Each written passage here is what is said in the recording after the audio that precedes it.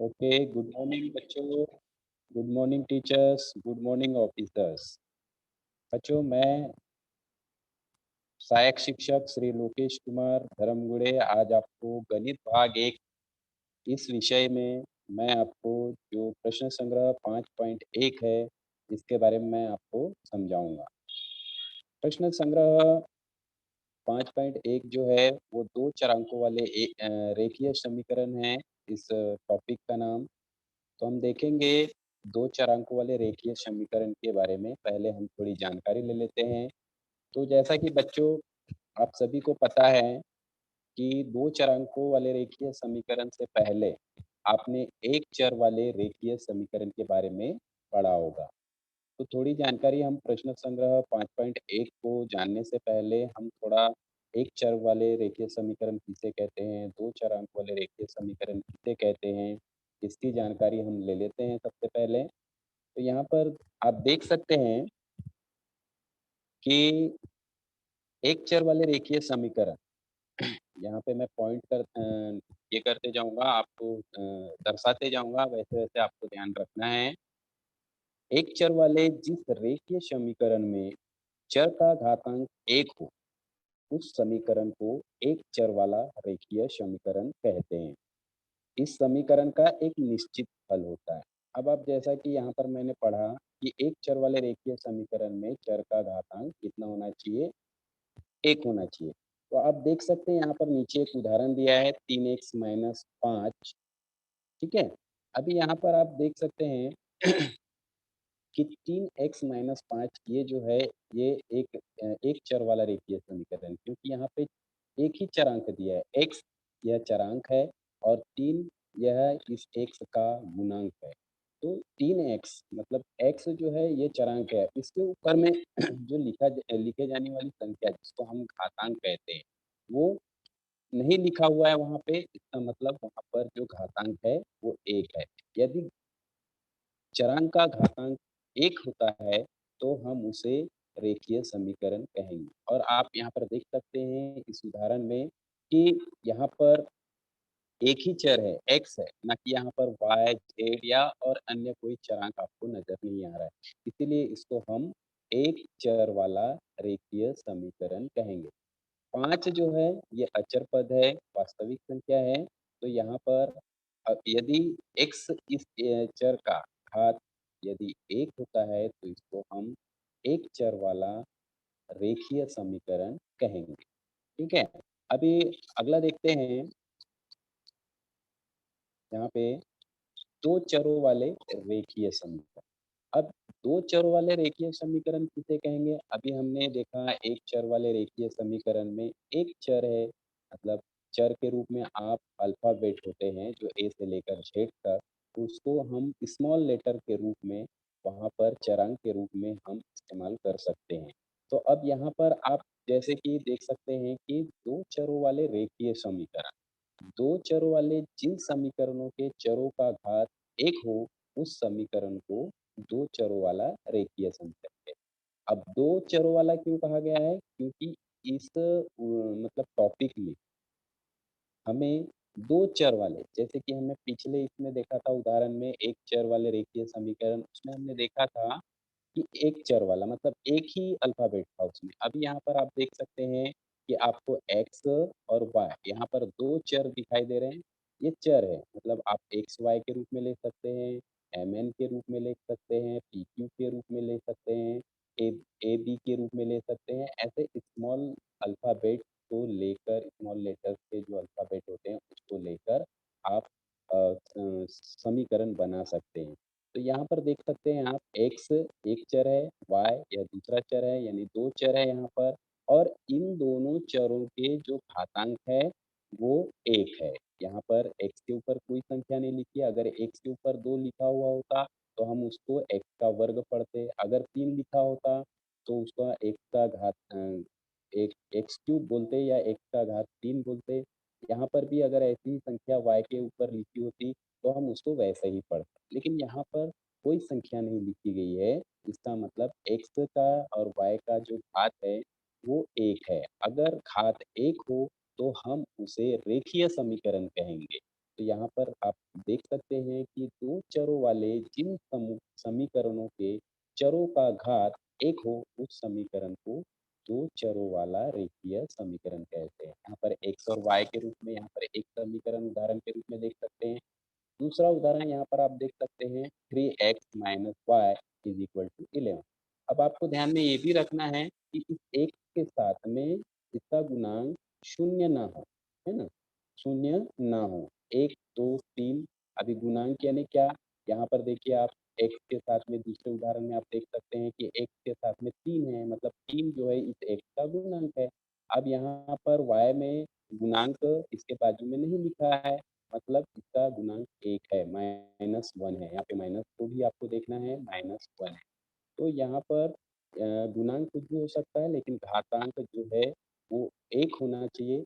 पर गुणांक भी कुछ भी होने का मतलब ये है कि शून्य नहीं होना चाहिए। शून्य को छोड़कर कोई भी संख्या होनी चाहिए, तो वहाँ पे हम इसको दो चरों वाला रेखीय समीकरण कहेंगे। अब इन समीकरणों के असंख्य हल होते हैं। अभी ऐसा ही एक अगर समीकरण है, तो इसके हम कई अ, हल निकाल सकते हैं। मतलब x का मान रखकर, कोई भी हम मान रखकर हम y का निकाल सकते हैं, y का कोई भी मान रखकर हमें x की वैल्यू निकाल सकते हैं। तो इस प्रकार से इन जो समीकरण होते हैं, ये जो समीकरण होते हैं, इनके असंख्य हल होते हैं। इन हलों को क्रमिक जोड़ी के रूप में लिखते हैं। ठीक है? ऊपर दिए गए प्रत्येक समीकरण के हलों की असंख्य जोड़ियाँ हैं। मतलब x और y के रूप में हमें जोड़ी के रूप में हमें इन समीकरण के हल लिखने होंगे। ठीक है? यहाँ पर अब हम चर्चा करेंगे युगपत रेखीय समीकरण के बारे में। अभी ये भी हम देख लेते हैं कि युगपत रेखीय समीकरण, जैसा कि मैंने आपको बताया x plus y is equal to 20, या हम यहाँ पर उदाहरण के तौर पर देख सकते हैं कि x plus y is equal to 12, ये एक समीकरण हो गया। उसके बाद में दूसरा समीकरण x minus y is equal to 2, ये x माइनस वाई बराबर 2, और एक समीकरण हमने देखा x प्लस वाई बराबर 12। तो इस प्रकार से यहाँ पे कितने समीकरण हो गए? 2 समीकरण हो गए। तो ये पहला x प्लस वाई बराबर 12 एक पहला समीकरण, और x minus y is equal to 2 ये दूसरा समीकरण। जब हम ऐसे दो समीकरणों के बीच में हम एक साथ विचार करते हैं या एक साथ हम उसको हल करते हैं, तब ऐसे समीकरण को युगपत रेखीय समीकरण कहते हैं। समझ में आया? या युगपत समीकरण कहेंगे, रेखीय नहीं। यहाँ पर युगपत समीकरण के बारे में हम पढ़ रहे हैं। तो यहाँ पर ऐसे दो समीकरण होंगे जिनको लेकर हम विचार करते हैं या उनको हल करते हैं एक साथ, तो इसको हम युगपत रेखीय समीकरण कहें। ठीक है? इन दोनों समीकरणों पर एक साथ विचार करें तो क्रमिक जोड़ी 7 और 5 इसका एकमात्र हल है। मतलब हम जब x और y का मान ज्ञात करेंगे, तो हमें इसका मान 7 और 5 के रूप में मिलेगा। जबकि हमने एक ही क्या बोलते हैं, एक ही जब समीकरण के बारे में हम चर्चा करते हैं या हल निकालते हैं x और y का, तो उसके असंख्य हल होते हैं, जबकि युगपत समीकरण में इसके एक ही हल होता है, जैसे कि यहाँ पर 7 और 5 दिया गया है। तो चलिए देखते हैं ऐसे ही युगपत समीकरणों का एक आध उदाहरण, और जो प्रश्न संग्रह 5.1 है उसके भी उदाहरण हम देखेंगे। तो यहाँ पर आपको जैसे कि अभी मैंने बताया कि दो चरों वाले रेखीय समीकरण का यहाँ पर सामान्य रूप हम देखेंगे। तो आपको मैंने उदाहरण पे बताया x प्लस वाई बराबर 12 या x प्लस वाई बराबर 20, x minus y is equal to 2। इस प्रकार से ये समीकरण मतलब दो चरांकों वाले रेखीय समीकरण लिखने का जो एक सामान्य रूप है, उसको यहाँ पर बताया गया है कि यदि यदि ए बी सी वास्तविक संख्या हो और ए तथा बी दोनों एक साथ जीरो ना हो, वही चीज़ आपको मैंने बताया कि ए और बी ये जो दोनों हैं एक साथ जीरो नहीं होना चाहिए। यहाँ पर जो गुणांक है वो गुणांक के रूप में ए और बी लिखा हुआ है, तो इनका एक साथ जीरो नहीं होना चाहिए। यदि एक जीरो होता है तो इसकी वैल्यू अगर एक साथ जीरो होती है ए और बी का वैल्यू या मान, तो ये पूरा समीकरण 0 हो जाएगा। तो इसीलिए मतलब ये 2 चरांकों वाला समीकरण कहलाएगा ये। इसीलिए हमें एक साथ 0 नहीं लेना है, एक ए और बी का जो मान है वो हमें एक साथ दोनों का एक ही टाइम पे मान जो है वो 0 नहीं लेना, ठीक है? तो सामान्य जो रूप है 2 चरांकों वाले रेखीय समीकरण का, वो ax plus by plus c is equal to 0 का 2 चरों वाले रेखीय समीकरण का सामान्य रूप कहते हैं। तो इस रूप में आप लिख सकते हैं, यहाँ पर देख सकते हैं x और y ये 2 चर हैं और c जो है ये वास्तविक संख्या है या अचर पद है और a और b ये भी वास्तविक संख्या है, लेकिन ये गुणांक के रूप में है और इनका मान 0 नहीं। तो इसी प्रकार से आपको इसका सामान्य रूप लेना है। ज़रूरी नहीं है कि हर बार आप जो 2 चरांक वाले रेखीय समीकरण लें, उसमें x और y यही चरांक हो। आपको मैंने पहले ही बताया है कि आप इसके जगह पर mn भी ले सकते हैं, pq भी ले सकते हैं, ab भी ले सकते हैं, xy भी ले सकते हैं। इस प्रकार से आप 2 चरों का इस्तेमाल करके आप 2 चरांकों वाले रेखीय समीकरण बना सकते हैं। ठीक है? उसके बाद देखेंगे प्रश्न संग्रह 5.1 का पहला गणित।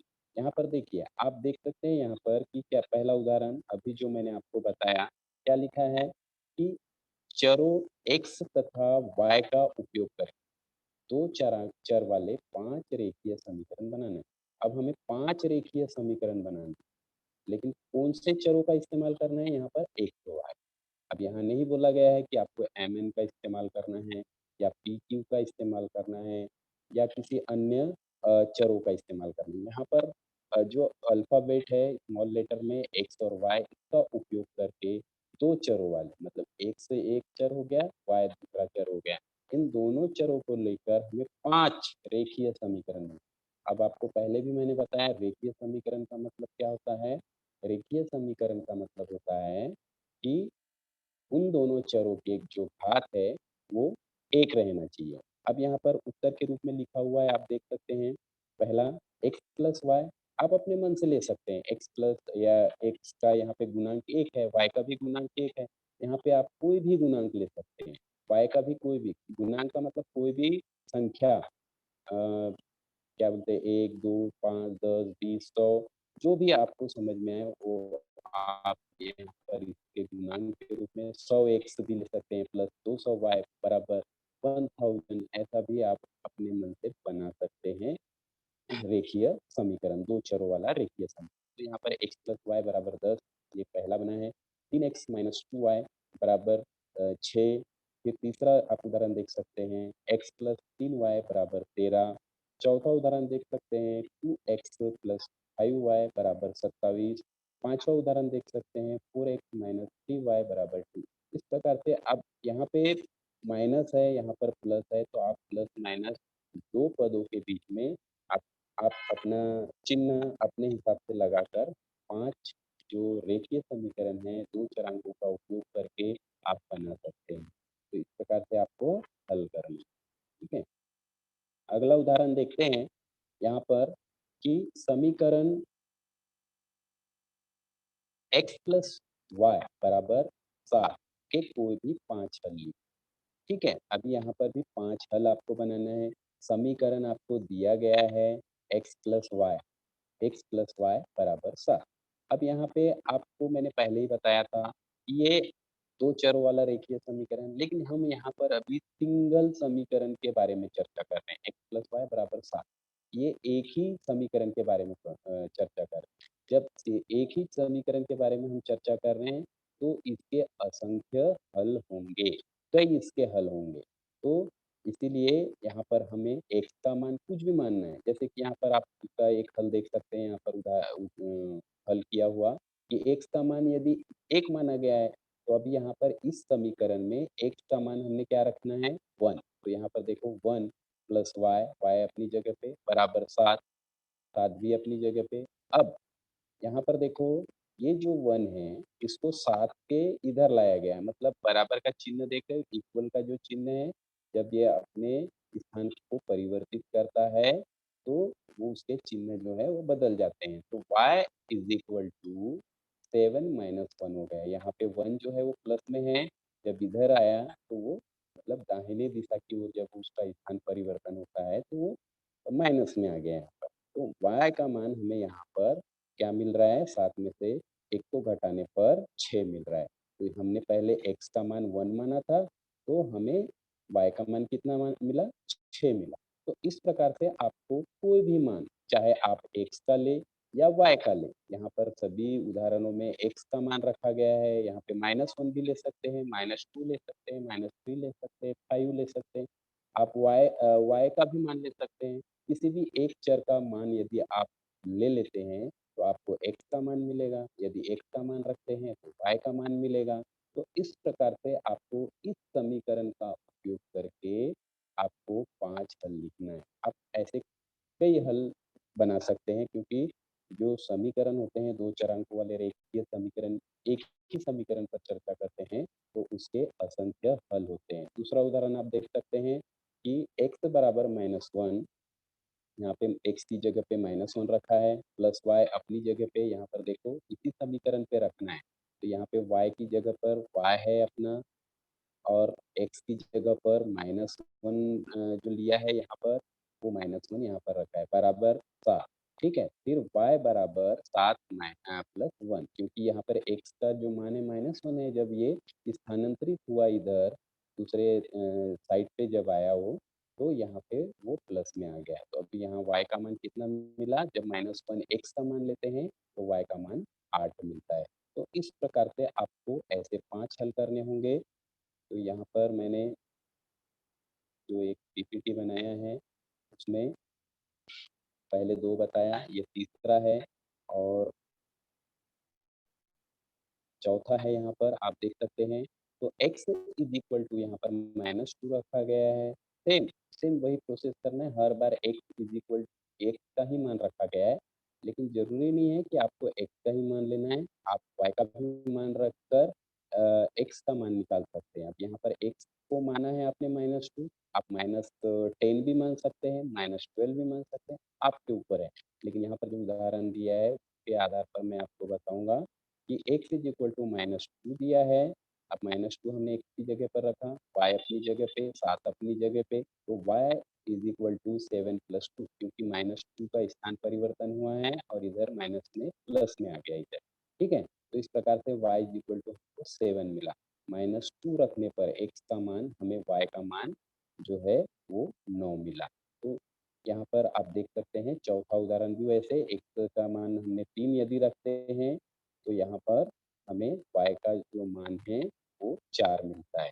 आप कोई भी मान ले सकते हैं, x का मान 3 लेना ज़रूरी नहीं है, आपको जो संख्या मतलब सूटेबल लगे, आप वो संख्या लेकर y का मान प्राप्त कर सकते हैं। तो इस प्रकार से यहाँ पर हमने प्रश्न संग्रह 5.1 का पहला और दूसरा उदाहरण हमने देखा है। अभी देखते हैं अगला उदाहरण। यहाँ पर देखिए कि युगपत समीकरण हल करने की अ सॉरी युगपत समीकरण हल करने की विलोपन पद्धति। अब आपको जैसा कि मैंने जानकारी दिया है कि युगपत समीकरण किसे कहते हैं? युगपत समीकरण जैसे हम 2 समीकरणों को बीच मतलब 2 चर वाले रेखीय समीकरण, ऐसे 2 समीकरण के बीच में जब हम विचार करते हैं, चर्चा करते हैं, उसको हल करते हैं, तो ऐसे समीकरण को हम युगपत समीकरण कहते हैं। तो युगपत समीकरण हल करने की विलोपन पद्धति, यहाँ पर युगपत समीकरण हल करने की 2 पद्धति है। अ, विलोपन पद्धति और दूसरा है प्रतिस्थापन पद्धति, मतलब अब पहले एक-एक के बारे में समझते हैं। विलोपन पद्धति में क्या होता है कि 2 समीकरण हैं, 2 समीकरण में दोनों के जो चर होते हैं वो समान होते हैं, लेकिन उनके गुणांक अलग-अलग होते हैं। जैसे एक्स वाई वाले एक समीकरण को लिया, फिर एक्स वाई वाले दूसरे समीकरण को लिया, ऐसे 2 समीकरण को लेकर हम चर्चा करेंगे। तो दोनों ही समीकरण में एक्स और वाई के जो गुणांक होते हैं वो अलग-अलग होते हैं। यदि समान है तो कोई प्रॉब्लम नहीं है, लेकिन अगर समान नहीं है तो हमें वहाँ से किसी एक चर को हटाने के लिए, गायब करने के लिए, विलोपन करने के लिए हमें क्या करना होगा? उस समीकरण के एक चर को हमें समान करना होगा। जैसे पहले समीकरण में y का जो गुणांक है यदि 5 है, तो दूसरे भी समीकरण में जो y चरांक है उसका गुणांक 5 आना चाहिए। तो ऐसे पद्धति से हमें उस संख्या से गुणा करके कोई भी संख्या से गुणा करके उसको हमें बराबर करना है। तो इससे क्या हो जाएगा जब हम उसको घटाएँगे या प्लस करेंगे, जैसा भी हो तो उसमें पहले समीकरण का 5y और दूसरे समीकरण का -5y ये दोनों कैंसल हो जाएगा। चलिए देखते हैं यहाँ पर युगपत समीकरण हल करने की इस विधि में हम समीकरणों के चर के गुणांकों के अनुसार किसी एक समीकरण अथवा दोनों समीकरणों में से किसी उपयुक्त संख्या का इस प्रकार गुणा करते हैं कि दोनों समीकरणों के किसी एक चर का संख्यात्मक गुणांक समान हो, ऐसे हम उसे परिवर्तित करेंगे। तो यहाँ पर वही चीज़ मैंने आपको बताया है कि दोनों समीकरणों के एक चर का जो गुणांक है, संख्यात्मक जो गुणांक है, वो कैसे होना चाहिए? समान होना चाहिए। ठीक है? इसके बाद प्राप्त होने वाले नए समीकरणों को घटाकर अथवा जोड़कर एक न म्हणजे जोड़कर हल कर सकते हैं। इसे ही विलोपन कहते हैं या विलोपन करते हैं। ठीक है? विलोपन करना यानी उसको हटाना, कट करना, कैंसल करना, ठीक है? तो चलिए युगपत समीकरण हल करने की विलोपन जो पद्धति है हम एक उदाहरण के द्वारा समझते हैं ताकि आपको समझने में आसानी हो। अब इसका दूसरा उदाहरण मैंने आपको दूसरी पद्धति जो मैंने बताया था प्रतिस्थापन पद्धति, बट ये वाली जो पद्धति है विलोपन पद्धति बहुत आसान है, आप बहुत ही आसानी से इसको हल कर सकते हैं। प्रतिस्थापन पद्धति में क्या होता है किसी एक चर का मान मतलब समीकरण कोई भी एक समीकरण दिया गया है, तो उस समीकरण में एक चर का मान दूसरे चर को हमें मानना है। यानी इस प्रकार से उसको हम प्रतिस्थापन पद्धति कहते हैं। तो हम यहाँ पर विलोपन पद्धति को समझेंगे। विलोपन पद्धति का यहाँ पर एक उदाहरण देखेंगे। पहला, ये प्रश्न क्रमांक आपका जो प्रश्न संग्रह 5.1 का जो तीसरा है, उसका पहला उदाहरण यहाँ पर है। वो मैं आपको यहाँ पर विलोपन पद्धति से जो हल किया गया है उसको मैं समझा रहा हूँ। अब यहाँ पर देखेंगे कि x प्लस वाई बराबर 4 ये समीकरण 1 ठीक है, ठीक है? दूसरा समीकरण 2x minus 5y is equal to 1 ये दूसरा समीकरण। मतलब यहाँ पर हम 2 समीकरणों के बीच में बात कर रहे हैं, मतलब ये युगपत समीकरण हो गया। युगपत यानी तो एक जोड़ी में 2 समीकरणों के बीच में विचार करते हैं, तो हम उसे युगपत समीकरण कहते हैं। अब देखिए यहाँ पे क्या लिखा है समीकरण 1 के दोनों पक्षों में 5 से गुणा करने पर। अब यहाँ पर 5 से क्यों गुणा किया गया है कि क्योंकि दूसरा जो समीकरण दिया है 2x माइनस 5y बराबर 1 ठीक है? यहाँ पर मतलब नीचे वाले दूसरे समीकरण में ये दिया गया है। अब ये हम देखेंगे कि हम यहाँ पर जो y का गुणांक है वो -5 है, मतलब 5 है। अभी फिलहाल के लिए हम 5 समझ लेते हैं। जबकि पहले वाले समीकरण में y का जो गुणांक है वो 1 है, नहीं लिखा गया है मतलब 1 है। तो हम इ यहाँ पर 1 को हम 5 में कन्वर्ट कर सकते हैं। ठीक है? तो ये 5 का गुना इस समीकरण में किया गया है। वही लिखा गया है कि समीकरण 1 के दोनों पक्षों में 5 से गुणा करने पर। अब 5 से गुणा करने पर यहाँ पर भी पहले समीकरण में y का गुणांक क्या हो जाएगा? 5 हो जाएगा मतलब दोनों समान हो जाएँगे। और फिर आगे देखते हैं, समान करने के लिए यहाँ पर गुणा किया गया है पहले समीकरण में x से 5 का, तो 5x हो गया, y से किया गया तो 5y हुआ। अब दोनों पक्षों में यानी बराबर के चिन्ह के बाएँ साइड में जो लिखा गया है पद, उसको हम क्या कहेंगे? ये बायाँ पक्ष है और ये दाहिना पक्ष है, तो ये दोनों पक्ष हो गए।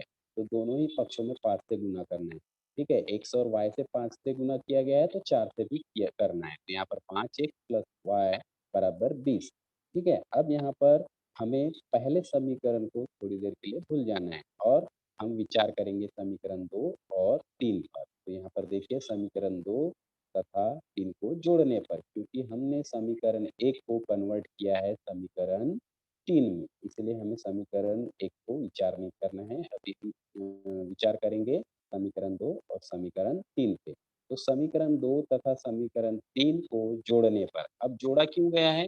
क्योंकि ऑलरेडी यहाँ पर प्लस और एक प्लस में है और एक माइनस। तो प्लस और एक प्लस एक जो चर है वो प्लस में है और एक माइनस में है, तो यहाँ पे सीधा-सीधा आपको प्लस करना है। और अगर दोनों ही प्लस में होते हैं, तो आपको माइनस करना है। मतलब डिपेंड करता है कि यहाँ पे जो समान गुणज वाले जो चरांक है, उसके चिन्ह कैसे हैं। अगर प्लस माइनस में है तो जोड़ना है और अगर प्लस प्लस में है तो उसको हमें घटाना है, अगर प्लस प्लस में है। अगर माइनस माइनस में भी है तो भी उसको हमें घटाना है, तो चिन्ह में परिवर्तन होगा। अब देखो यहाँ पर हमने 5 एक्स म्हणजे सजातीय पदों को एक के नीचे एक लिखा गया है, 5 एक्स के नीचे में बराबर 2 एक्स लिखा गया है, 5 वाई के नीचे माइनस 5 वाई लिखा गया है और 20 के नीचे में बराबर है। दोनों समीकरणों को जोड़ने पर। अब 5 इधर से हम जोड़ते हुए जाएँगे तो 20 और 1 को जोड़ने पर 21 आया है। फिर यहाँ पे +5 है, यहाँ पे -5 है, दोनों कैंसल हो जाएगा। फिर उसके बाद 5 एक्स है और 2 एक्स है, दोनों को जोड़ा गया तो 7 एक्स आया यहाँ पर। अब यहाँ पर ये वाले समीकरण पे हम ध्यान देंगे 7x बराबर 21। अब x में 7 जो है गुणांक के रूप में है, गुणा के रूप में है। जब हम इस दूसरे पक्ष में उसको लाएँगे तो उसका साइन चेंज हो जाएगा, उसका चिन्ह बदल जाएगा, जो गुणा के रूप में है वो भाग के रूप में आ जाएगा। तो यहाँ पर देखिए 21/7 हो गया, तो हमें x का मान जो है वो 3 प्राप्त हुआ है यहाँ पर। तो समीकरण 1 में अभी ये x का मान हम किसी भी समीकरण पे रखें, चाहे पहले पे रखें, चाहे दूसरे पे रखें, चाहे तीसरे समीकरण पे रखें। अगर हम x का मान रखते हैं, तो हमें प्रॉपर रूप से y का मान जो है वो मिलेगा। तो हम जब x का मान 3 रखते हैं, तो x की जगह पे समीकरण 1 में रखा गया है। यहाँ पर आप देख सकते हैं समीकरण 1 में x का मान 3 आया है 3।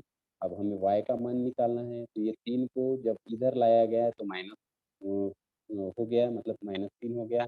तो 4 में से जब -3 को घटाएँगे तो y = 1 बचेगा। तो इस प्रकार हमें युगपत समीकरण के द्वारा x और y इस चर का मान जो है हमें प्राप्त करना है। तो यहाँ पर x का मान 3 और y का मान 1 हमें मिला है।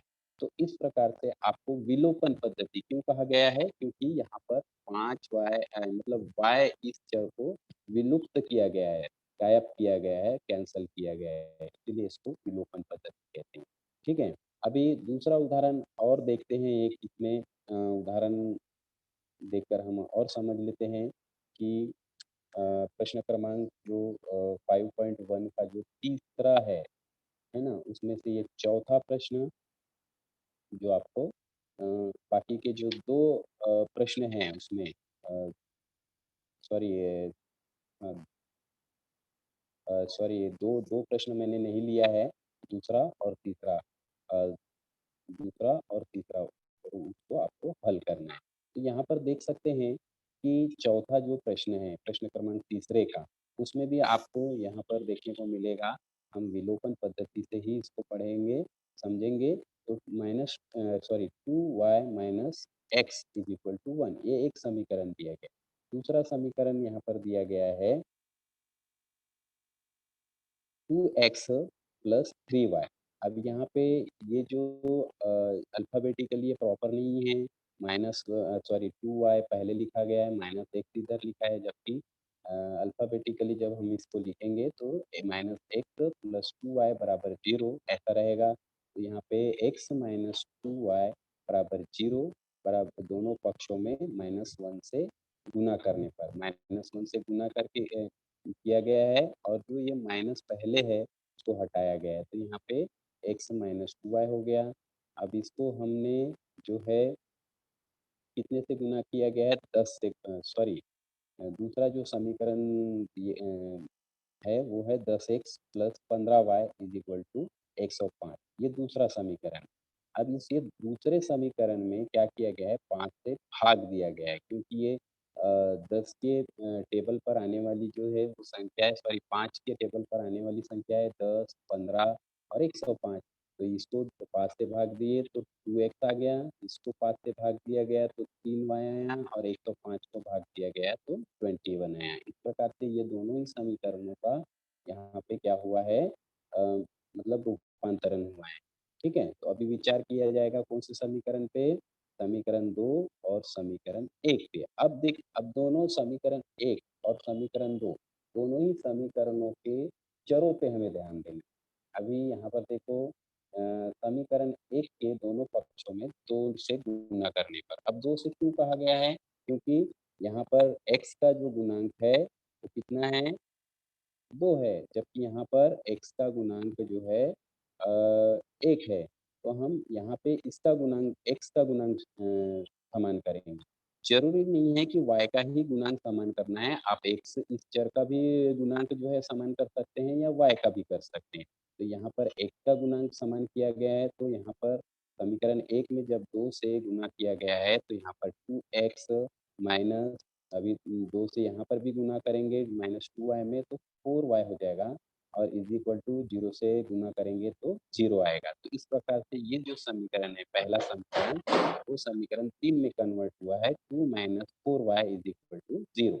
तो समीकरण 2 में से समीकरण 3 को घटाने पर, अब यहाँ पर घटाने की प्रक्रिया क्यों की गई है? क्योंकि हमने जो कन्वर्ट किया है ना? समीकरण 3 में, वहाँ पर जो x का 2x जो है वो प्लस में है, यहाँ पर भी 2x जो है दूसरे समीकरण में वो भी प्लस में है। तो मैंने पहले ही कहा था, यदि दोनों के चिन्ह समान हैं, तो हमें घटाना है और दोनों के चिन्ह विपरीत हैं, तो हमें प्लस करना है। तो यहाँ पर हमने घटाने का चिन्ह किया है, तो यहाँ पे 2x जो है वो प्लस की जगह माइनस हो गया, तो -4y जो है वो प्लस में चेंज हो कन्वर्ट हो गया। तो इस प्रकार से जब घटाने की क्रिया करते हैं, तो नीचे वाले समीकरण का जो चिन्ह है उसमें परिवर्तन हो जाता है। तो आप देख सकते हैं यहाँ पर 21 0 21 और 3y plus 4y is equal to 7y, और ये 2x और -2x ये दोनों कैंसल हो गया, तो हमें y के रूप में 21/7 यहाँ पर प्राप्त हुआ है, यानी कि y इज इक्वल टू 3। जब 7 से हम 21 को काट देंगे तो हमें y का मान 3 प्राप्त होगा। तो समीकरण 1 में अभी हमें y का मान प्राप्त हुआ है, तो हम क्या करेंगे? x का मान ज्ञात करेंगे। तो समीकरण 1 में y इज इक्वल टू 3 स्थापित करने पर हमें x इज -2, अब समीकरण 1 कहाँ है? यहाँ पर है। तो हम इस समीकरण 1 में क्या करेंगे? y का मान रखेंगे, तो यहाँ पे x का मान जो है हमें क्या प्राप्त हो रहा है? +6, यहाँ पे +6, तो x इज इक्वल टू 6 और y इज इक्वल टू 3। इस प्रकार से हमें x और y यहाँ पर विलोपन पद्धति से हमें x और y इस तरंग का मान हमें प्राप्त हुआ है। चलिए यहाँ पर एक उदाहरण और देख लेते हैं कि थोड़ा है अपने पास समय।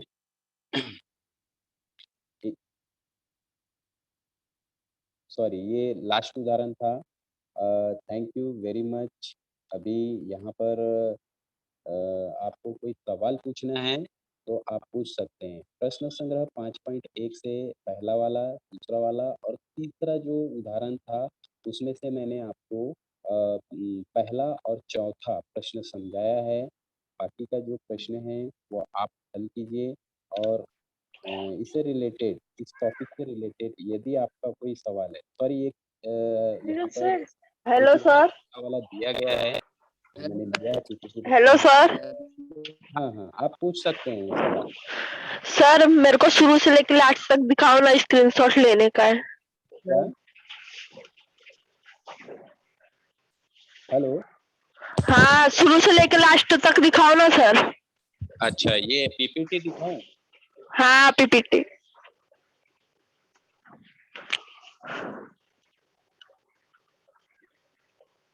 ये पहला है। ओके सर, हो बेटा गया आपका सर। नाम क्या है? मीनाक्षी पांडे। हाँ, ये देखिए आपको ये दिखाई दे रहा है पहला वाला पीपीटी? हाँ सर, और स्क्रीनशॉट भी हो गया। हाँ, ये दूसरा? ये भी हो गया सर।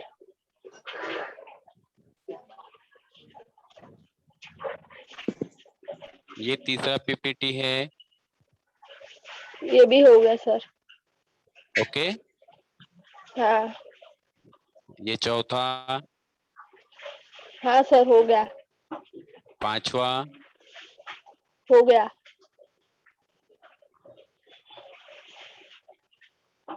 छठवा। हो गया सर। और ये सातवां। ठीक है। Hello sir, thank you hello. Sir. हाँ चलिए, और किसी बच्चे को कोई सवाल पूछना है तो हेलो पूछ सर। सकते हैं। सर हाँ सेकंड का बताइए ना, हाँ, सेकंड का ये दूसरे का बताइए ना पूरा। आवाज थोड़ा जोर से बोलिए ना बेटा, आवाज बहुत कम आ रही है। सेकंड का नहीं आ रहा है सर, मैं मतलब पूरा बताइए ना। कौन सा वाला? Second second. फर्स्ट का सेकंड? हाँ। एक मिनट।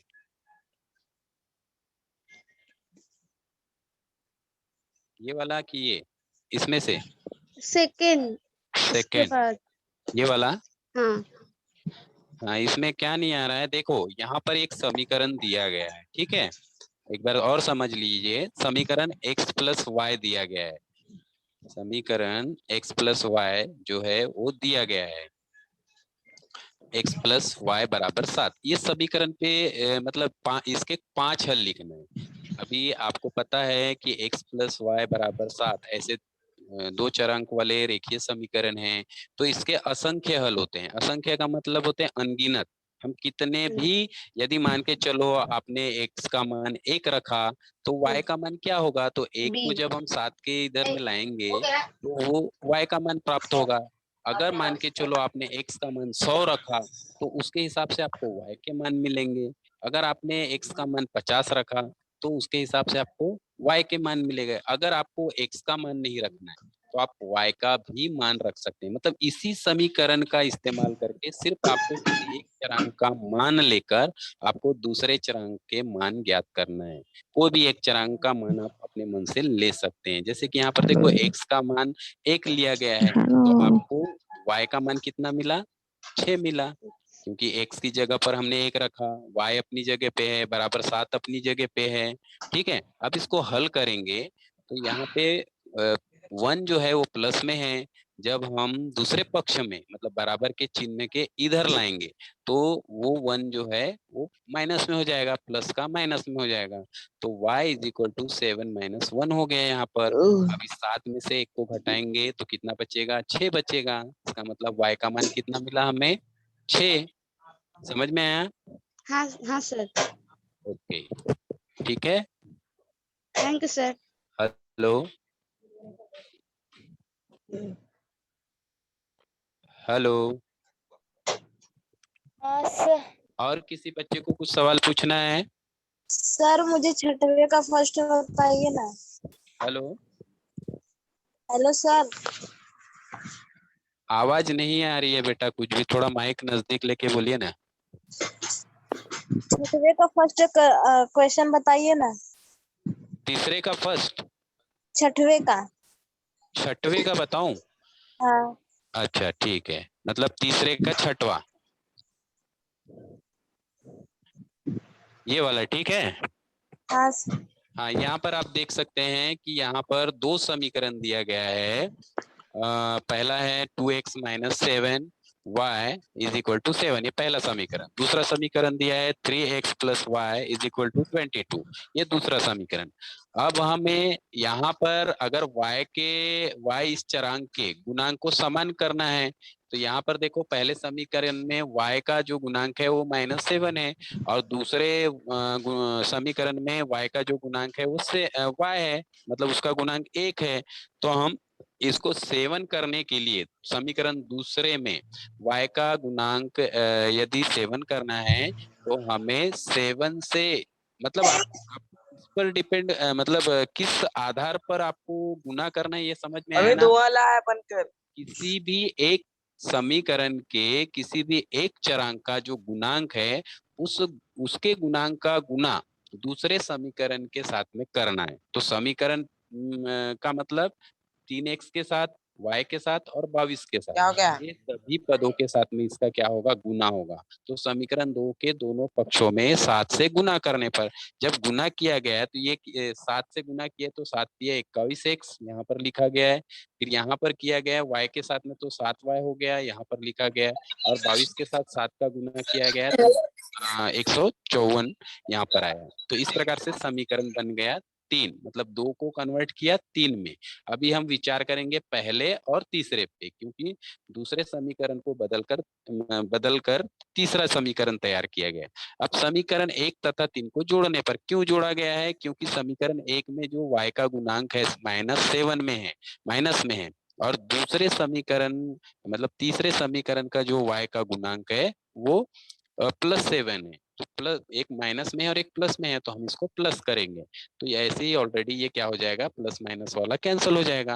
अब ये 7 के साथ में 54 का मतलब इसको जोड़ेंगे तो 161 हो जाएगा, और 21x और 2x हो जाएगा 23x। इसको जब हम भाग देंगे तो x = 7 आएगा। तो समीकरण 2 में x = 7 प्रतिस्थापित करने पर x का मान जब हम 7 मिला, तो हम क्या करेंगे, कोई भी समीकरण, चाहे 1 हो, 2 हो, 3 हो, कोई भी समीकरण में जब x का मान आप रखेंगे तो आपको y का मान मिलेगा। तो यहाँ पे आपको y का जो मान है वो 21 है। सेम वही प्रोसेस से आपको हल करना है सभी गणित, ठीक है। हेलो हेलो, आवाज आ रही क्या मेरी? हेलो, ओके, ठीक है। और कोई सवाल है किसी बच्चे का? बताइए सर, तीसरा का पांचवा बताओ ना। कौन सा वाला? तीसरा का पांचवा। हेलो, आवाज नहीं आ रही बेटा, बहुत कम, बहुत माइन्यूटली आवाज।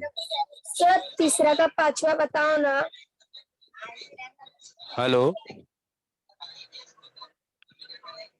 Hello sir. हेलो सर, आप सुन पा रहे हैं क्या मेरी आवाज?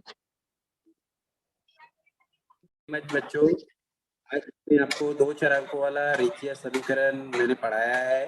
तो बाकी के जो प्रश्न है, प्रश्न संग्रह 5.1, इसमें से जितने भी प्रश्न मैंने छोड़ा है, एक या दो, तो आप उसे हल करेंगे, और यदि नहीं समझ में है तो नेक्स्ट लेक्चर में हम समझने का प्रयत्न करेंगे।